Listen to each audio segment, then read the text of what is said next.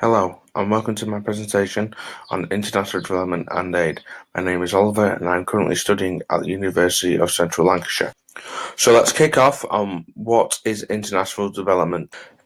International development, in this definition, is seen as a wide concept concerning the level of development on a worldwide or international scale. International development is the basis for international classifications such as a developing country and/or a developed country. International aid. This is seen as any form of assistance that occurs by one said country to the other. The aid is most commonly provided by something known as Official Development Assistance, or ODA for short. This then targets poverty reduction and the promotion of economic development and public welfare. Let's now look into the start of aid and where it all began. Aid, quoted by Bullier et al. 2009, is voluntary and unconditional transfer of transferable goods from one country to the other whom themselves are in need. So we know a definition of what aid is. But what we need to know now is what aid is doing in the world at this moment in time.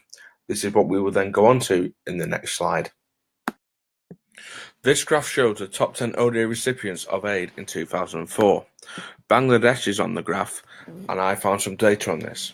In this year, 44 million people in Bangladesh earned under $1 per day. 10 years later, 21 million people of Bangladesh's population were still living under that $1 per day poverty line. So where did it start? European colonial powers used funds to help their systems such as education and health. Aid was then used after both world wars to help provide temporary relief to those whom were most affected. The Marshall Plan was led by America to 1948-1951. They aided fuel, food and money to Europe. MDGs. We are now going to look at these in depth. These are also known as Millennial Development Goals. We will go through all 8 with examples of each one so we get an understanding of what they are and how they are affecting the world today. Let's look at the facts. MDGs were established in the year 2000. MDGs are 8 goals created to free humanity from extreme poverty, hunger, illiteracy, and also disease.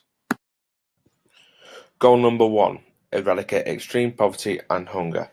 Example: Burnett, 2005, said that in Asia, the number of people on $1 per day to live has fallen by 250 million in 1990 to 2001.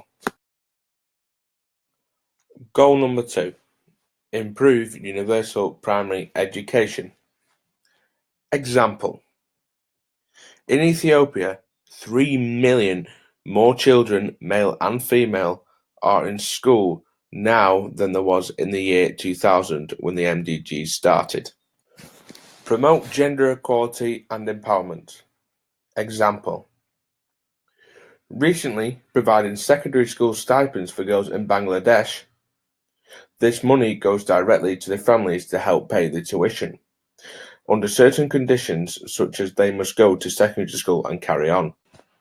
It's the halfway stage. Goal number 4: reduce child mortality. Example: in Tanzania, the infant mortality rate has dropped by 21% between 1998 and 2011. Improve maternal health. Nanda et al. 2005, who investigated in maternal health, found that poverty reduction for females has helped reduce maternal death in developing countries. Example: in Peru, maternal deaths fell by 44% in 2000 to 2009. MDG number 6: combating HIV, AIDS, and other diseases. An example of this is in the African country of Nigeria, where they've almost eradicated polio cases by 98% between 2009 to 2010. Ensuring environmental sustainability. MDG number 7. Example: creating a healthy environment to live in.